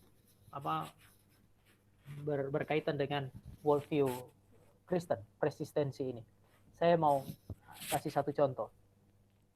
Anak saya waktu dia kecil kami ajar dia sikat gigi. Mulai giginya tumbuh 2, kecil 2. Itu kami sudah beli 1 sikat gigi yang kecil. Dan itu proses yang gak enak. Dulu kan waktu baru pertama kali itu geli. Jadi setiap kali kami itu dia gak suka karena geli. Tapi setelah mulai dia agak besar, mulai giginya banyak itu, ada satu proses yang dia gak suka, yaitu sikat gigi. Setiap kali mandikan setiap pagi itu istri saya sikat giginya. Bahkan kalau dia nggak mau itu kayak setengah dipiting gitu, kepalanya dipiting, mulutnya dipegang lalu disikat gitu. Saya kadang-kadang kasihan sampai saya bilang sama istri saya, kamu sikat gigi anak itu atau kamu sementara itu disikat atau sementara dihancurkan gigi-giginya. Tapi istri saya melakukan itu dengan seperti setengah memaksa. Tetapi setelah berlangsung beberapa bulan, bahkan dia katakan 5-6 bulan, saya menemukan bahwa saya tidak bisa memandikan anak saya kalau tidak mulai dengan satu ritual, yaitu sikat gigi. Tadi dia nggak suka. Sekarang karena sudah dilatih terus-menerus, meskipun dia tidak senang, itu dipaksa untuk dilakukan. Maka muncul menjadi sebuah kebiasaan. Kalau mandi nggak sikat gigi, itu menjadi problem untuk dia. Saudara, kira-kira sedemikianlah. Waktu saudara melatih diri untuk melakukan kebenaran firman Tuhan, biasanya kita akan rasa kok nggak enak. Tapi kalau saudara paksakan diri untuk melakukan, taat, persisten, punya ketekunan untuk melakukan firman di dalam situasi sulit, maka lama-kelamaan saudara akan sadar bahwa saudara nggak bisa yang lain kecuali melakukan firman itu. Ketika saudara tidak bisa melakukan sesuatu yang lain kecuali melakukan firman itu, saudara mesti sadar bahwa worldview Kristen sudah terbentuk. Sekali lagi, pada saat saudara tidak bisa melakukan sesuatu yang lain kecuali melakukan firman itu, pada saat itulah saudara bisa yakin worldview Kristen sudah terbentuk. Jadi worldview adalah sudut pandang Kristen. Sudut pandang yang bukan dibuat-buat, tetapi sudut pandang yang karena prinsip-prinsip kebenaran mempengaruhi hati kita, baik melalui pengajaran atau melalui tindakan kita melakukan itu, dia mempengaruhi cara pikir kita, maka segala sesuatu kita lihat, kita nilai pakai prinsip-prinsip Kristen. Saya kira itu dari saya. Kita berdoa terlebih dahulu sebelum saya kembalikan kepada Windy, atau apakah ada diskusi atau bagaimana. Mari kita berdoa. Kami bersyukur kepadamu Tuhan untuk kebenaran firman yang boleh kami pelajari bersama-sama pada sore hari ini. Kiranya Tuhan yang telah menolong kami melihat mengenai worldview Kristen atau cara pandang Kristen, kiranya Engkau Tuhan yang memberikan kepada kami sebuah pengertian dan ketekunan untuk mencari firman, baik dari orang-orang yang belajar firman dengan baik, atau melalui orang-orang yang memberikan kepada kami pengajaran yang baik melalui pencarian kami secara personal. Berikan juga kepada kami ketekunan untuk melakukan firman. Hati yang luas untuk kebenaran firman yang bahkan tidak menyenangkan sekalipun bagi kami. Dan supaya melalui semuanya itu, cara pikir kami dibentuk menjadi cara pikir Kristen yang menyenangkan dan mempermuliakan Allah. Di dalam nama Tuhan Yesus kami berdoa dan kami mengucap syukur. Amin. Terima kasih Pak Tama untuk firman yang diberikan. Sekarang aku memberikan waktu kepada teman-teman yang mungkin setelah mendengar firman ini ingin bertanya mengenai mungkin ada hal-hal yang mungkin kurang jelas atau perlu ditanyakan kepada Pak Tama, dipersilakan langsung ditulis saja pertanyaannya di kolom chat.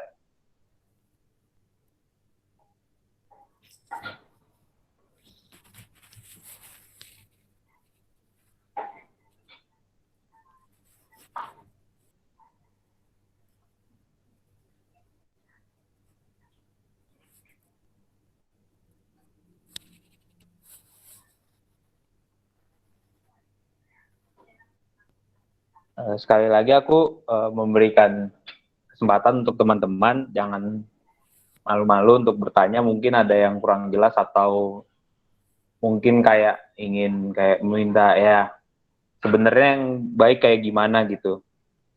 Langsung aja ditanyakan, karena kalau dari firman yang diberikan Pak Tama tadi bener sih, kayak harus kalau bisa ya lebih kritis, karena kan ya kita juga sebagai orang Kristen yang memang harus mengenal firman itu sendiri sih. Nah tuh udah ada pertanyaannya.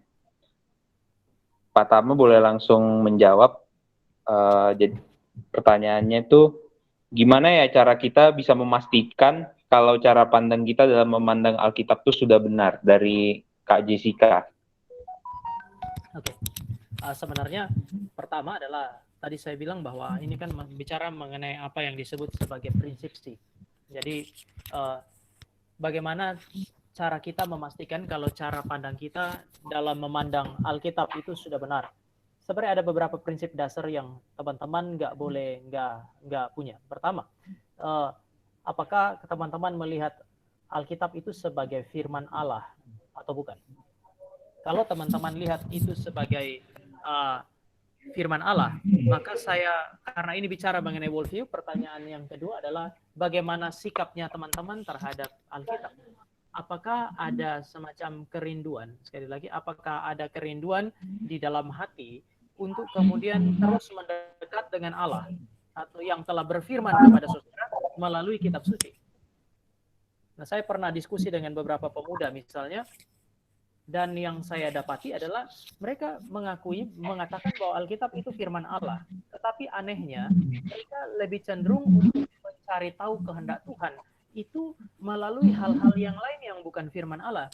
Misalnya bagaimana kalau kami minta tanda-tanda, saya nggak mempersoalkan tanda sih, cuman aneh, ini worldview yang mana? Worldview apa? Apakah ini worldview Kristen atau bukan?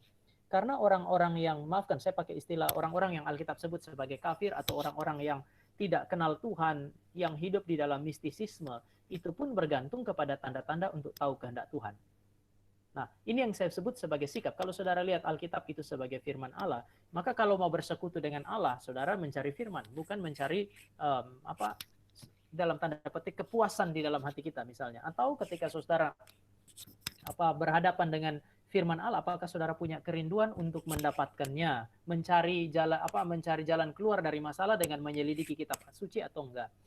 Waktu kita bilang Alkitab itu adalah firman Allah, itu berarti saudara dan saya akan menjadikan dia sebagai otoritas yang tertinggi. Kalau kita jadi otoritas yang tertinggi, pertanyaannya sekarang adalah waktu teman-teman bahas mengenai studi teman-teman, ada satu atau dua pertanyaan yang muncul di dalam pikiran saudara selesaikan pakai apa? Jadi apakah saudara ada berapa prinsip ini? Percaya Alkitab firman Allah atau enggak? Bagaimana saudara bersikap kepada Alkitab? Kalau saudara percaya bahwa dia adalah firman Allah, apakah saudara memperlakukan dia sebagai otoritas tertinggi di dalam seluruh dimensi hidup kita? Apakah saudara dan saya punya? Karena gini, worldview itu melibatkan keyakinan dan melibatkan tindakan, maka apakah keyakinan bahwa Alkitab firman Allah dan otoritas tertinggi itu mempengaruhi tindakan kita untuk bergumul dengan firman, cari pengertian, lalu kemudian setelah kita mengerti, kita melakukannya dengan segala konsekuensinya atau tidak? Saya tidak bilang bahwa saudara akan taat sempurna.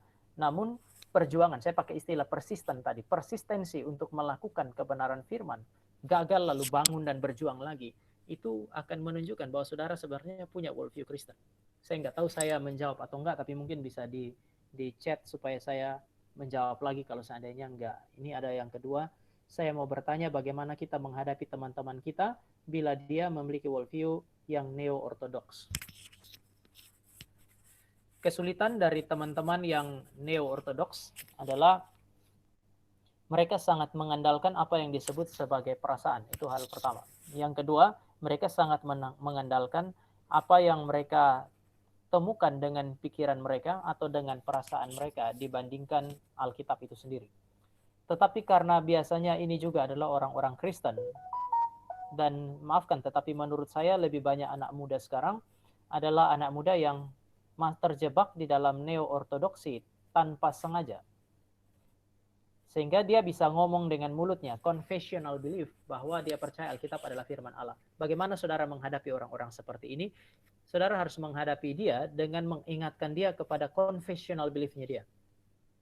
Mengingatkan dia kepada confessional belief-nya bahwa Alkitab adalah firman Allah, baru kemudian saudara tunjukkan dari Alkitab bahwa Alkitab ini adalah firman Allah dan bukan pikirannya dia. Misalnya saudara bisa angkat dari Timotius, saya lupa 1 Timotius atau 2 Timotius 3 ayat 16 itu. Tulisan yang diilhamkan Allah itu berkuasa untuk mendidik, mengajar, dan seterusnya. Artinya itu mau memberi penekanan kepada tulisan yang diilhamkan oleh Allah, itulah firman. Dan bukan pikiran kita yang kita dapatkan atau hasil pemikiran kita waktu kita baca Alkitab, itulah yang adalah firman. Sehingga saudara bisa mulai dari pendekatan ini sebenarnya. Sekali lagi, saudara bisa mulai dengan membawa orang kepada kitab suci. Dan saya kira di dalam semua apologetika, fondasi kita kan kitab suci. Saya termaksud yang sering mengajar mengenai predestinasi misalnya. Banyak orang dulu waktu pertama, sebelum saya masuk ke UI, saya sebenarnya di Karawaci dan saya melayani mahasiswa UPH. Waktu pertama kali saya diminta untuk mengajar mengenai predestinasi, perlawanan, resistensi itu begitu kuat. Itu di semester pertama.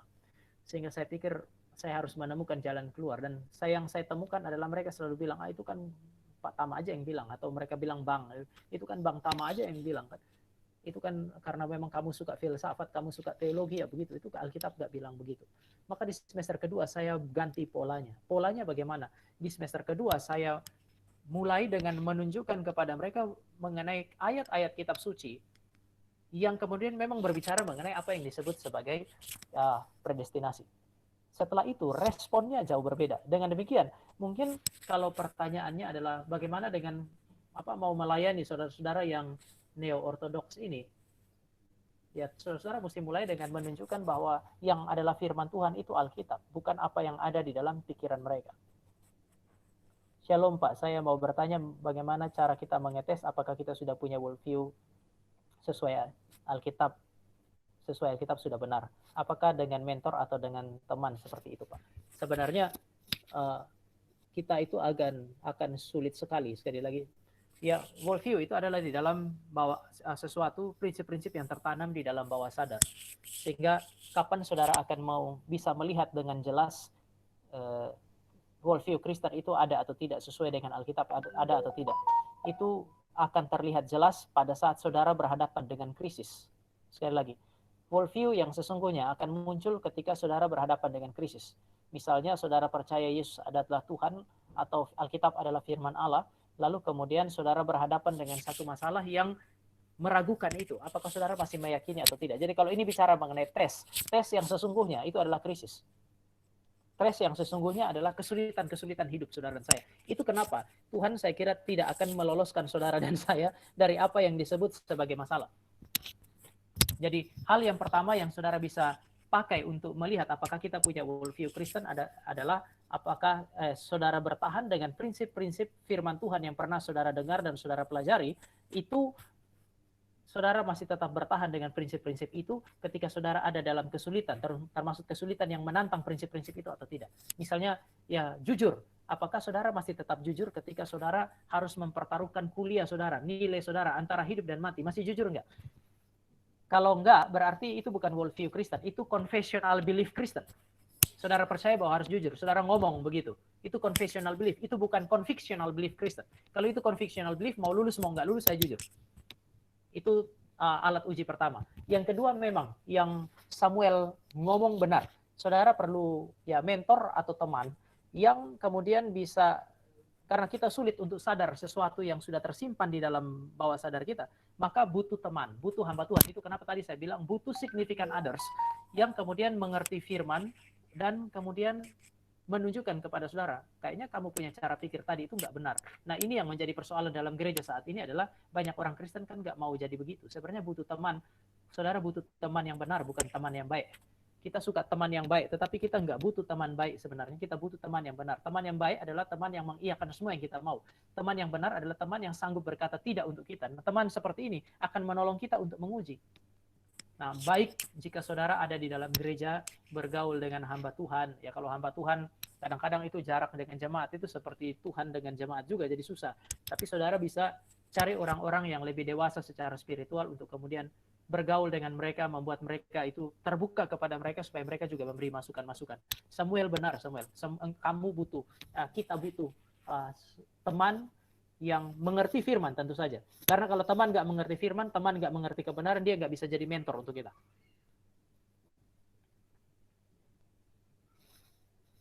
Jeremia Kastara. Saya ingin bertanya, tadi Bapak bilang apabila pendeta neo-ortodoks memiliki pandangan sendiri dan setiap pandangannya, apakah itu artinya pendeta neo? Oh, begini. Saya tidak bilang bahwa pandangan neo-ortodoks itu benar. Saya ingin, saya takut salah baca.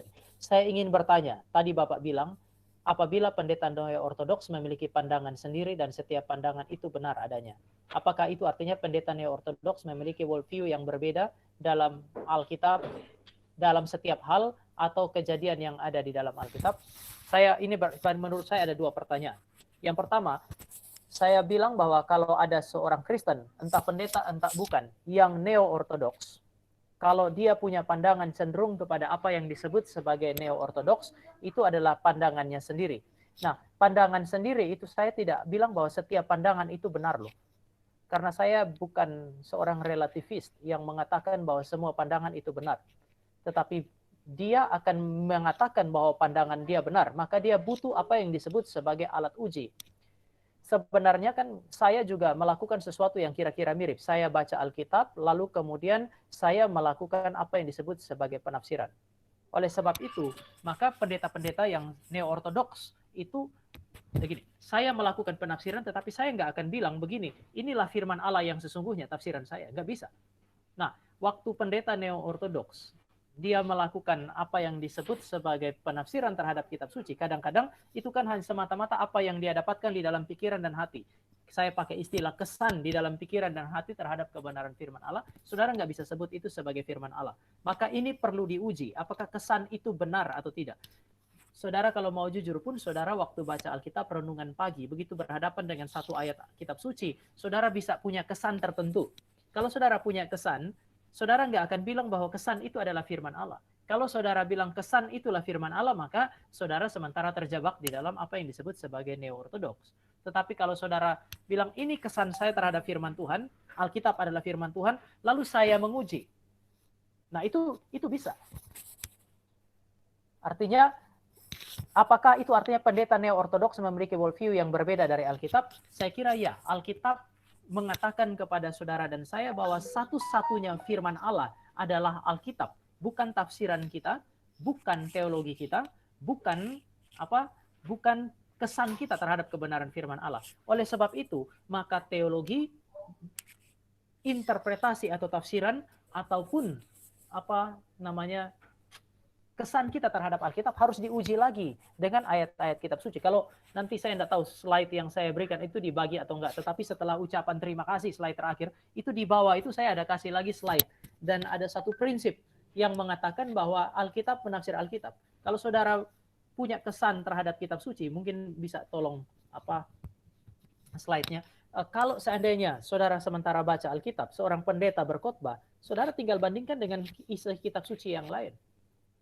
Saya melakukan apa yang disebut sebagai kritik. Bahkan saudara kalau perhatikan, saya tidak tahu teman-teman yang kenal saya teman-teman akan menemukan bahwa saya melakukan kritik yang sangat keras beberapa waktu terakhir terhadap sejumlah khotbah gitu. Nah, waktu saya melakukan hal itu, saya melakukan dengan prinsip ini yang saudara lihat, prinsip yang Alkitab menafsir Alkitab. Satu ayat tidak akan bertentangan dengan ayat-ayat lain di dalam Alkitab. Jadi kesan yang didapat oleh pendeta itu, tafsiran pendeta itu, apakah cocok dengan keseluruhan Alkitab atau tidak? Kalau bertentangan dengan kelihatannya baik tapi bertentangan dengan isi kitab suci yang lain, wah, itu berarti itu bukan sesuatu yang saudara dan saya bisa terima. Dan untuk pertanyaan kedua, apakah pendeta neo-ortodoks memiliki worldview berbeda dari setiap hal, berbeda dalam setiap hal atau kejadian yang ada di dalam Alkitab? Saya mesti bilang bahwa pertama, worldview ini adalah worldview yang berbeda. Karena Alkitab bilang bahwa Alkitab adalah firman Allah dan kita bukan. Termasuk tafsiran-tafsiran kita. Apakah dia selalu berbeda? Saya mau ingatkan saudara bahwa tidak akan selalu berbeda dalam semua hal. Saudara akan menemukan bahwa gak usah Alkitab dengan Alkitab ya. Saudara bisa lihat ilmu pengetahuan dengan Alkitab, kadang-kadang ada perpotongan. Ada hal-hal yang saudara dan saya baik di dalam Alkitab maupun di dalam ilmu pengetahuan bisa diterima. Jadi kalau ada potongan, saling berpotongan satu sama lain dan kelihatan sama-sama benar, itu nggak kemudian bilang bahwa berarti prinsip neo-ortodoks itu kemudian benar gitu. Saya kira enggak.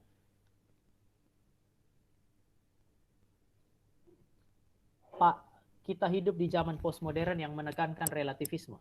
Mungkin jadi sulit buat kita untuk menegakkan kebenaran yang sejati berdasarkan worldview Kristen, karena perdebatan akan berujung pada kalimat, ya itu kan worldview kamu, worldview aku bukan begitu. Gimana menegakkan worldview Kristen ke orang lain di zaman relativisme? Teman-teman, ada satu kondisi yang saudara dan saya mesti perhatikan, bahwa kadang-kadang ada orang yang bilang bahwa perdebatan itu tidak penting, diskusi itu tidak penting karena sama-sama benar. Orang yang bilang semua benar, orang yang sering bilang bahwa semua benar atau pandangan saya begini, kamu punya pandangan begitu dan biasa aja itu sama-sama benar, itu adalah orang yang sementara mengklaim kebenaran absolut. Sekali lagi ya, orang yang bilang tidak ada kebenaran absolut sebenarnya sementara mengklaim kebenaran absolut. Relativisme bilang bahwa tidak ada kebenaran absolut. Saya kasih satu contoh. Di dalam filsafat itu sering ada satu contoh untuk membenarkan relativisme. Mereka bilang, dan ini saya alami waktu saya ujian waktu di S2 gitu. Mereka bilang begini sama saya, Tama, coba kamu lihat ya, kamu ingat ilustrasi mengenai gajah, ada 10 orang buta, satu orang buta pegang kaki gajah, satu orang buta pegang ekor gajah, satu orang buta pegang belalai gajah, satu orang buta pegang matanya gajah dan seterusnya. Waktu mereka menjelaskan rabaan mereka itu terhadap gajah, apakah benar atau tidak? Kan kita juga sering pakai alasan demikian. Saya mau bilang kepada saudara begini. Orang yang pegang kaki gajah, waktu dia ambil kesimpulan bergantung, dia ambil kesimpulan apa dulu? Ini pertama. Karena nggak semua orang yang pegang kaki gajah, itu kemudian akan menyimpulkan bahwa itu benar. Yang paling sederhana aja beginilah. Saya mau tanya, kaki gajah itu gajah atau bukan? Itu hanya satu bagian dari kaki gajah. Sehingga ada orang bilang, nah yang penting dia pegang kaki gajah. Dia tidak memegang seluruh kebenaran, tapi dia benar. Nah, orang ini yang bilang, yang pegang kaki gajah itu pegang kakinya gajah, salah satu bagian dari gajah, itu sementara berdiri sebagai orang yang sudah melihat seluruh bagian dari gajah itu. Atau saya kasih satu contoh paling lebih sederhana lagi, buku ini. Davin tanyakan, kita bilang, itu menurut pandangan saya dan seterusnya. Oke. Orang seperti ini biasanya karena terjebak dalam relativisme, mereka akan bilang begini, saya lihat dari sudut ini, kamu lihat dari sudut ini. Ada yang lihat dari sini, ada yang lihat dari sini, ada yang lihat dari atas, ada yang lihat dari bawah. Anehnya, orang ini bisa bilang, yang ini benar, ini benar, ini benar, ini benar, atas benar, bawah benar. Ini berarti orang yang bilang kiri benar, kanan benar, semua benar, adalah orang yang sudah lihat kiri, kanan, atas, dan bawah. Jadi dia mau bilang bahwa di antara semua, sayalah yang paling benar karena saya sudah melihat semua. Sama, seperti dia bilang begini, itu kan pandanganmu, ini pandangan saya. Itu berarti dia seolah-olah mau bilang bahwa dia sudah memahami dan melihat segala sesuatu dalam pandangan dia dan mengenal segala sesuatu yang ada di dalam pandangannya kita. Gitu. Maka kalau ada orang bilang dia salah, kita benar, dia akan bilang bahwa orang ini melakukan sebuah kesalahan. Wah, saya kira enggak. Masalah terbesar daripada relativisme adalah kontradiksi performatif.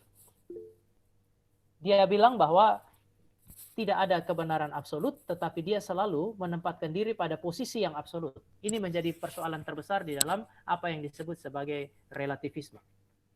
Salam Pak, saya ingin bertanya tentang bagaimana cara membandingkan kebenaran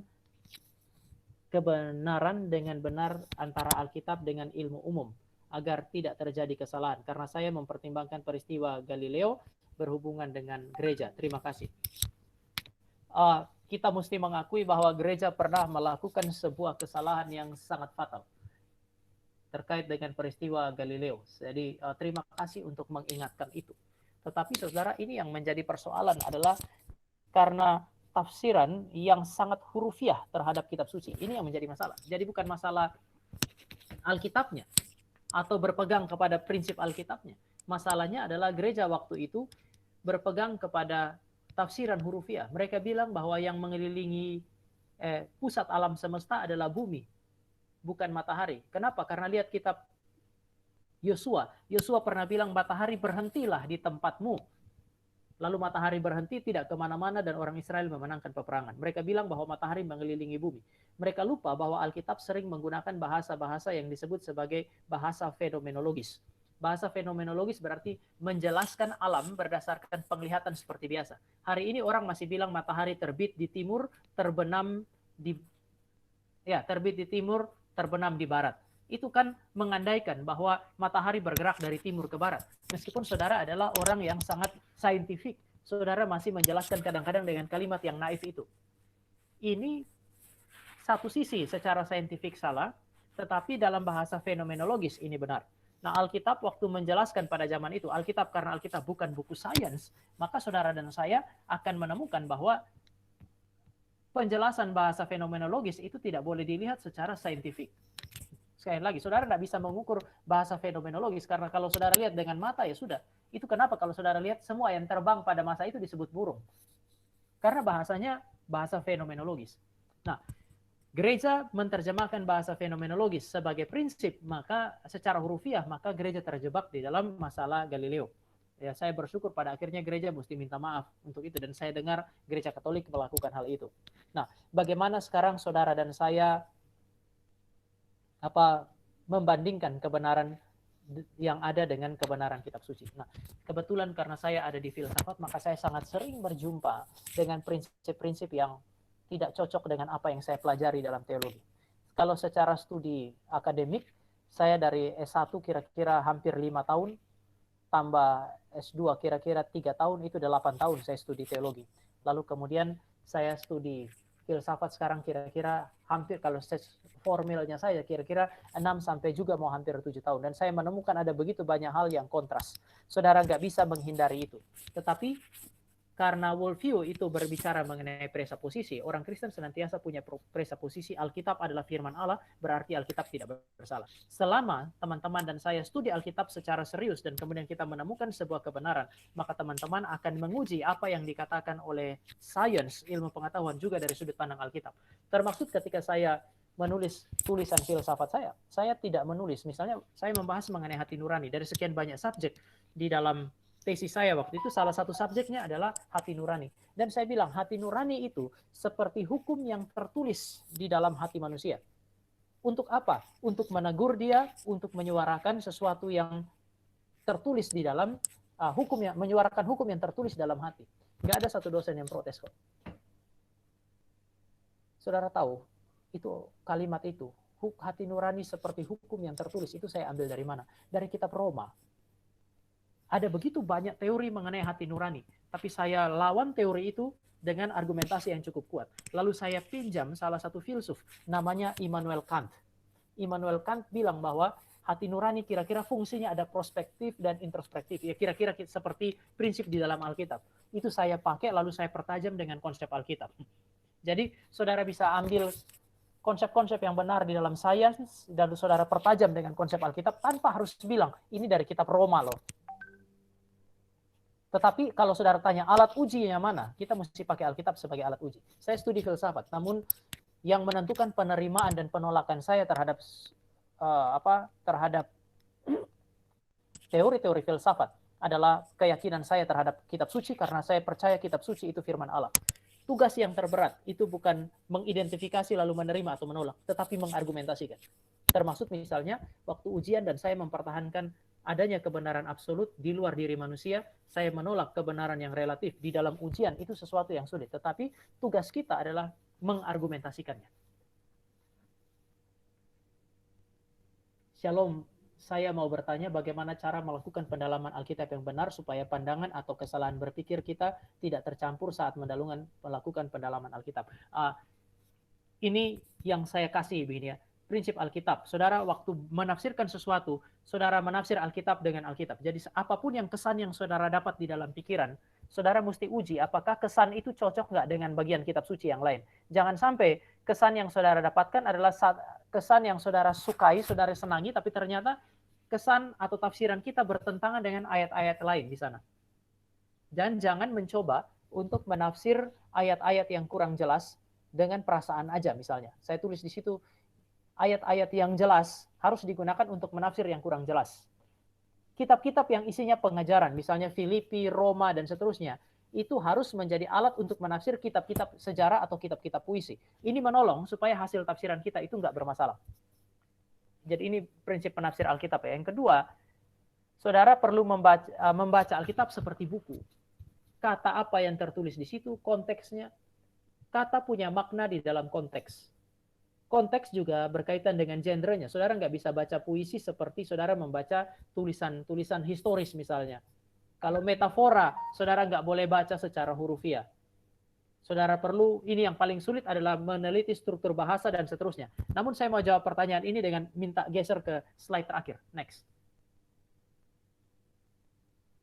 Di slide terakhir. Nah, kalau pertanyaannya sedemikian, saya mungkin pakai ini. Penafsir Alkitab yang baik. Bukan seorang ahli Alkitab yang tahu segala sesuatu dalam Alkitab. Penafsir Alkitab yang baik bukan orang yang menafsir dengan bebas sesukanya. Penafsir yang baik adalah orang yang tidak segan memanfaatkan dan memanfaatkan, mengintegrasikan atau memakai pertolongan ahli-ahli Alkitab. Maka kalau pertanyaan di sini, bagaimana cara melakukan pendalaman Alkitab yang benar? Saya mau ingatkan, pendalaman Alkitab yang baik tidak pernah bisa dilakukan tanpa pertolongan ahli-ahli Alkitab.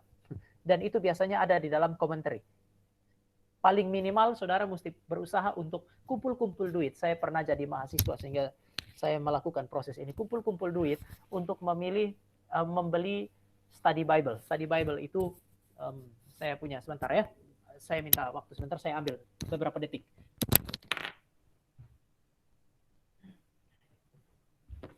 Study Bible, saya nggak tahu apakah saudara-saudara lihat atau enggak, tapi kira-kira yang seperti ini. Saudara sebaiknya sebagai seorang pemimpin kelompok kecil atau seorang Kristen itu punya ini. Study Bible itu Alkitab yang bukan hanya memberi saudara dan saya catatan mengenai Alkitab, tetapi dia di bawahnya ini ada sejumlah penjelasan mengenai ayat-ayat yang tertulis di situ. Minimal kalau saudara mau tafsir Alkitab dengan baik, saudara butuh study Bible. Lalu kemudian kalau saudara mau lebih dalam, memang butuh komentari untuk itu. Jadi memang studi Alkitab adalah sebuah studi yang sulit, namun saya kira itu studi yang akan berbuah banyak untuk saudara punya kehidupan secara spiritual kalau punya keberanian untuk melakukan hal itu. Jadi apa yang harus diperhatikan itu prinsip-prinsip itu. Tidak boleh bertentangan, tafsiran satu ayat tidak boleh bertentangan dengan ayat yang lain. Lalu saudara perlu ayat bantu. Penafsir yang baik tidak segan memanfaatkan dan mengintegrasikan pertolongan ahli-ahli kitab. Saudara bisa cari buku-buku mengenai arkeologi Alkitab dan seterusnya, dan saudara bisa integrasikan itu. Ini pertanyaan terakhir. Masalahnya mereka bukan percaya tidak ada yang mutlak. Mereka bukan percaya tidak ada yang mutlak, tapi mereka percaya ada yang tidak mutlak. Dan worldview menjadi salah satu yang tidak mutlak bagi mereka.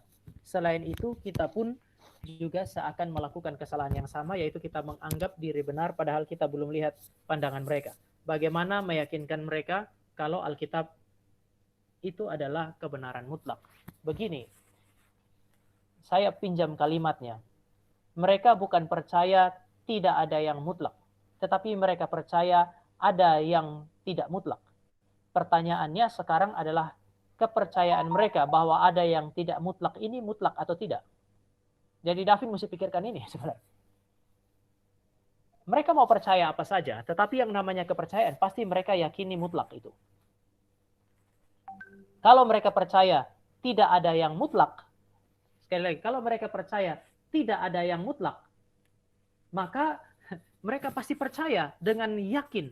Mereka mutlak percaya bahwa tidak ada yang mutlak. Tapi kalau saya pakai Davin punya, ada yang tidak mutlak. Saya yakin mereka percaya secara mutlak bahwa itu mutlak. Bahwa ada yang tidak mutlak. Ini menjadi persoalan. Dengan demikian yang sebenarnya yang saya mau tunjukkan adalah, atau mau ajak saudara untuk pikirkan adalah, orang-orang seperti ini adalah orang-orang yang melakukan apa yang tadi saya bilang, kontradiksi performatif. Apa yang mereka katakan itu hanya sampai di tataran teori. Begitu masuk dalam praktek, itu menjadi sesuatu yang nggak mungkin. Karena mereka mesti mutlak percaya kepada apa yang mereka percayai.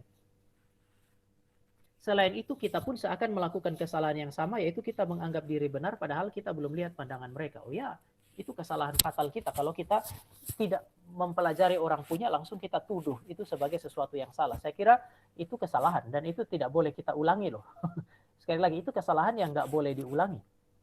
Tidak boleh dilakukan. Saudara mengkritisi orang lain, itu harus terlebih dahulu mempelajari. Saya sering dapat pertanyaan, tapi untuk melakukan apa, begini. Misalnya saya sementara melakukan kritik, saya nggak boleh melakukan kritik berdasarkan perasaan. Saya harus studi untuk mengerti kitab suci, lalu saya studi apa yang menjadi keyakinan orang itu. Setelah itu baru hasil studi saya terhadap Alkitab saya aplikasikan. Kalau nggak, memang nggak bisa. Nah, kalau Davin punya pertanyaan adalah sedemikian, maka ya saya mesti membenarkan ya. Kalau kita melakukan itu, kesalahan kita sama. Tetapi sekali lagi, premis bahwa mereka tidak mungkin tidak meyakini sesuatu yang secara mutlak itu mustahil. Apapun keyakinannya, apapun yang Davin pilih kalimatnya, pasti mereka yakin bahwa itu benar. Orang yang mengatakan tidak ada yang mutlak adalah orang yang percaya bahwa kalimat tidak ada yang mutlak itu mutlak benar dan berlaku untuk semua orang. Kalau enggak, percuma. Yang kedua, bisa yakin tanya kepada mereka, jika semua orang masing-masing itu benar menurut pendapatnya dia, berarti kita nggak bisa tegur orang. Coba tanya ke dia, pernah nggak dia menganggap orang lain salah? Hitler salah nggak? Orang seperti Hitler itu nggak boleh dihukum kalau masing-masing perspektif itu benar. Perspektif bangsa Aryan yang diwakili oleh Hitler bahwa mereka adalah orang-orang terbaik, ras yang paling baik, ras yang paling mulia, dan boleh melakukan sesuatu yang tidak yang mengakibatkan penderitaan ras lain, itu tidak boleh ditegur, tidak boleh dilawan kalau semua perspektif atau semua worldview benar dengan sendirinya. Jadi pada akhirnya saudara dan saya butuh satu standar yang mutlak untuk kemudian